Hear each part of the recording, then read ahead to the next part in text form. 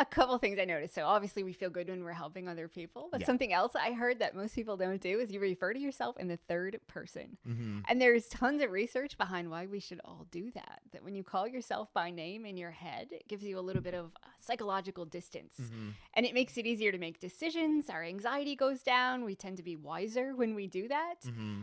Is that something you often do? Yeah. Because I heard you say you said Yeah, I Devontae heard that twice too. and just Yeah. saying it, right?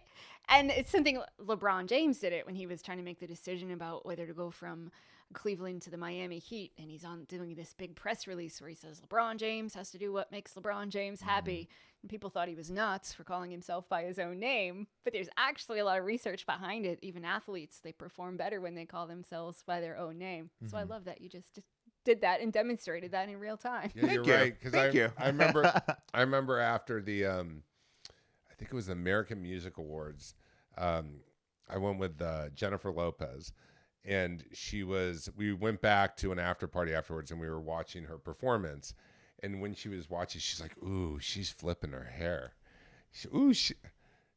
Like she was literally talking about herself in that sense, and that's interesting because you're saying that's actually a healthy thing to do is when we can kind of look at ourselves and in that, 20,000-foot view, really, right? Right, because we offer other people advice that maybe we don't give ourselves. So Yeah. when your friend calls and says, hey, I'm in this situation, what do I do? It's pretty quick to come up with advice or to tell them, hey, you should do this because we have some distance. But when we do that to ourselves by using our pronouns or by calling ourselves by our name, it gives us just a little bit of distance and it makes our emotions come down and our logic goes up. So it's easier to think about something from a logical standpoint rather than when we're so emotional and you can't think straight.